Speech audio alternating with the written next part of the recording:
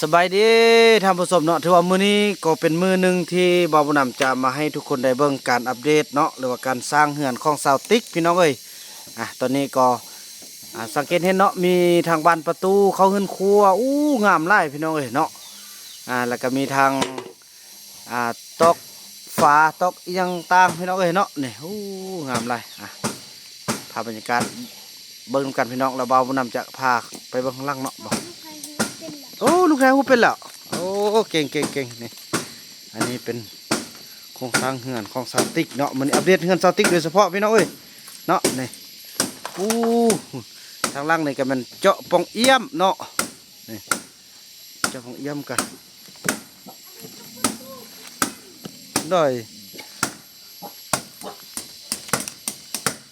เจาะปองเอี้ยมเขาเนาะนี่มุงเรียบร้อยแล้วคนกลัวเนาะคนทางคนเขายาวเหยียดไปเลยพี่น้องอัปเดตกันเนาะอัปเดตทันเหตุการณ์เด้อพี่น้องเด้ออันนี้เนาะ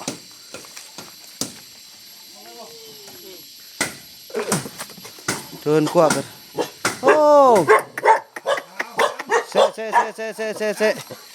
เสเ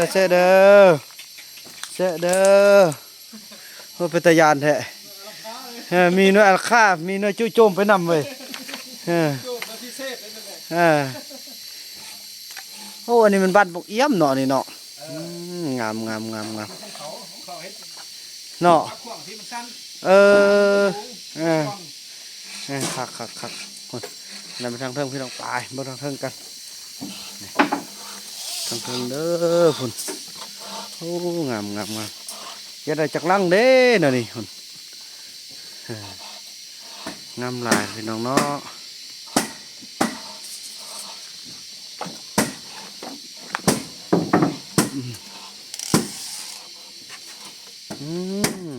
จีแล้วก้อนมูเด้เงินหนังติ๊กนี่เลย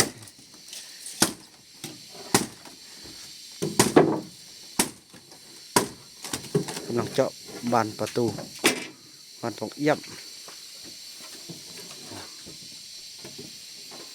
แล้วเพิ่นสิขึ้นนอนบ่คือผู้อื่นไหนสาวติ๊กนี่ผู้อื่นนี่คือว่าแหละบนนอนหลับสังกะสีเนาะมันเราก็บ่เปียกได้หั่นน่ะบ่มีหลายเนาะผู้อื่นมุงหญ้าเด้มุงหญ้าแล้วก็ผ้ามันหัวแล้วเป็นปีเด้เนาะแล้วก็แล้วก็ได้เด้เห็นบ่เนาะตัดเหรอ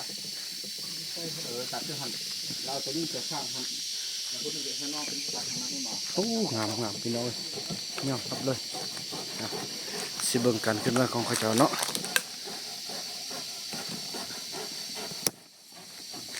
ของทำอิฐเลยพี่น้องที่ให้ทุกคนได้เบิ่งนำกันว่าเพิ่นเฮ็ดอีหยังให้เบิ่งนี่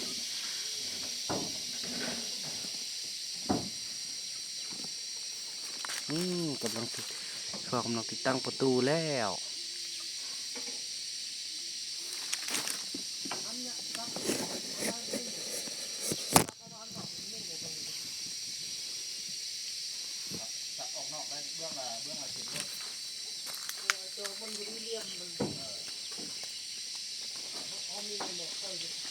เคยเอาท่านมันมาพวกเราบอกเดี๋ยวมาพวกเขาเขาเพื่อนเดินลงเลยมันเยอะเลยมันเยอะเลยไม่3 เมตรหอยังตัวนึงบอก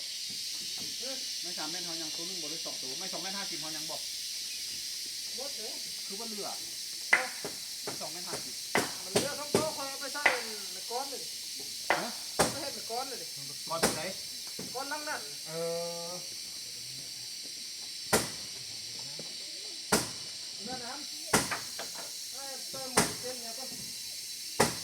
บ่ได้ตอกให้ว่าตัวนั้นน้องตัดตัวลูก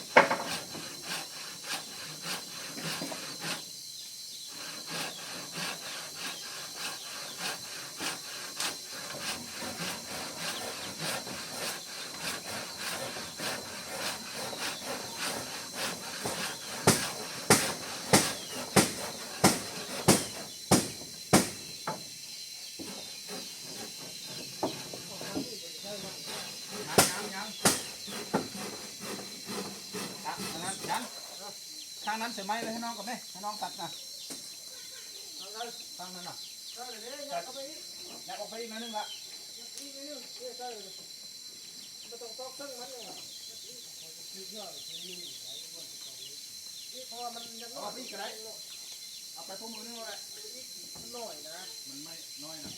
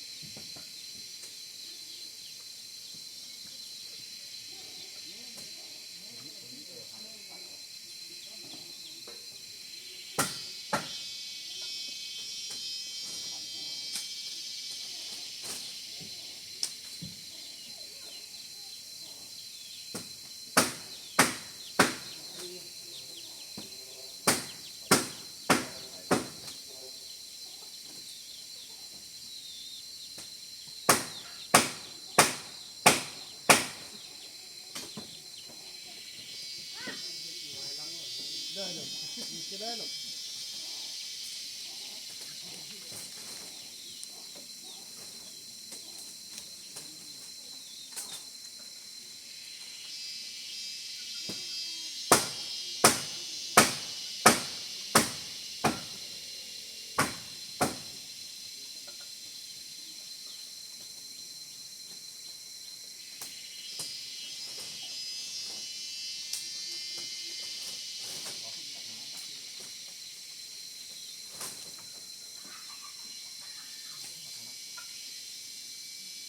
ก็สอบมันยาวมาใกล้คอกุ้งเหยียบง่ายเลยได้นี่เราตอกสักวันละหนูเอาจังนิดไม่ได้ไม่น่าขบสิบพันอย่างนี้จะตัวเหมือนตัวยังจะดีนี่วะเป็นได้ไม่ทราบ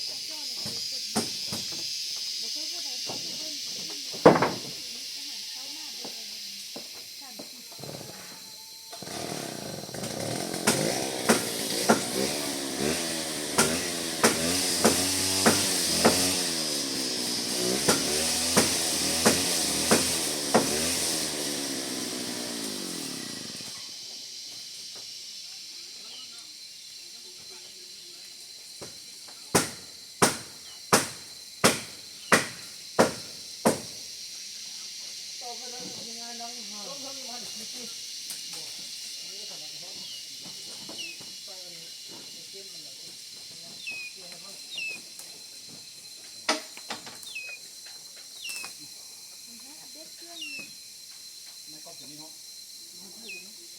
นะ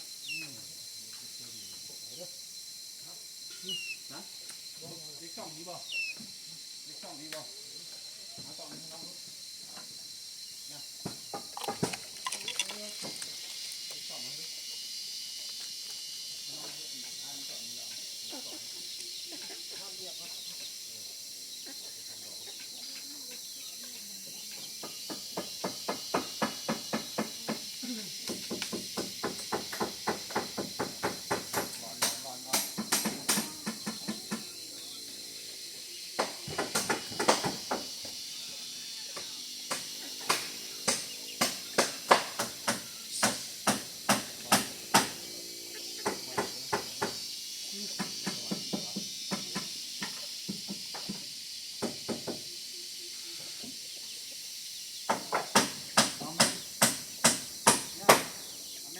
สั่งคนเด้อฮะตุ้มโพดจังได๋ก็พอดีเนาะ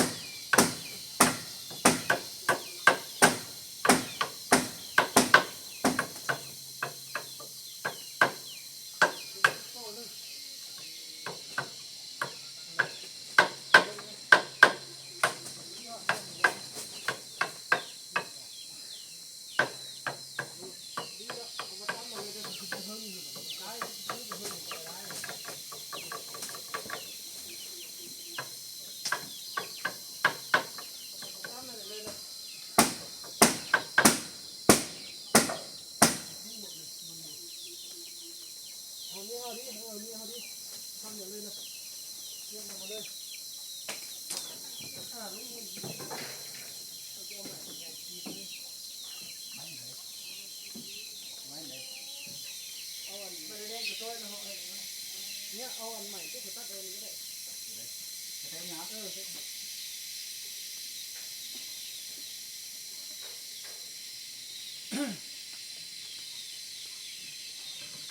งหูเก่าคนก่อนตัวนี้ยักคนมันอยู่นี่เด้อ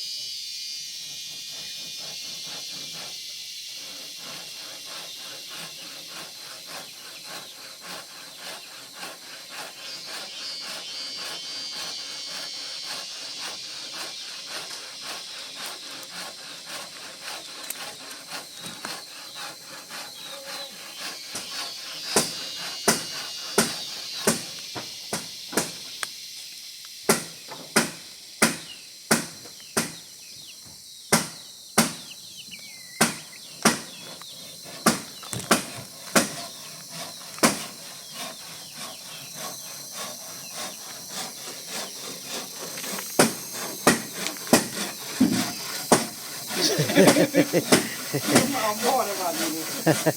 เอาคือบุกเข้าเบิดเถาะเรื่อย ไกลไม่ดีอ่ะ บ่อันเรื่อยนี่คือบุกเข้านี่ ตัดทางนี้เด้อ ตัดเกาะโอ้งามเลยพี่น้องเอ้ยเนาะเอาบางมุมนี่อีกครั้งตู้ตัวเข้าทางนี้นั่งเข้าทางนี้เนาะเข้าทางนี้แล้วก็ออกนี่ไปคอยอยู่คอยกินหันอย่างต่างๆเนาะเฮือนซาวติกจะเป็นเฮือนแบบอย่างพี่น้องเอ้ยพอได้ยินว่ามี FC ผู้ใหญ่ใจบุญเพนสีเทเนาะเพอทางเฮานี่จะได้เทฮอดแต่นี้นะ เอาภาพตอนตัดพวกเยี่ยมหัว เอากำลังใส่เลย เข้าคลองแล้วทำเลย เอาเจาะไปเรียบร้อยเนาะที่ว่าทางนี้คือผมก็สิได้เทไปหมดเลยพี่น้องยังไปซ่อมห้องพี่น้องเนาะบนดังถ้วยนี้แล้วก็กองล่างหันเนาะก็ได้ยินข่าวดีจากผู้ใหญ่ใจบุญแล้วเนาะทางไอ้ขี้แก้วเพิ่นก็มาให้ข่าวบุญแล้วพี่น้องโอ้ดีใจขอบคุญขอบคุณหลายๆเนาะจะเป็นแบบอย่างพอบนรถจะขี่รถเดี๋ยวพี่น้องเนาะเพิ่นจะขี่รถให้มันสะดวกสบายเนาะนี่จังซี่อันนี้ก็ต่อมากันแล้วเป็นหลังนี้เนาะถือว่านั้นแล้วพี่น้องเนาะถือว่าคลิปนี้ก็มาอัปเดตให้ทุกคนได้เบิ่งกัน สำหรับการสร้างเฮือนของสาวติ๊กก็ถือว่าฮอตขั้นตอนนี้แล้วเด้อพี่น้องเนาะ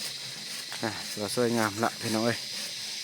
ถือว่าคลิปนี้บ่าวนำขออนุญาตจบคลิปกันสำนี้ก่อนเนาะแล้วพบกันใหม่ในคลิปต่อไปพี่น้องเอ้ยคลิปนี้บ่าวนำขอกล่าวคำว่าสบายดี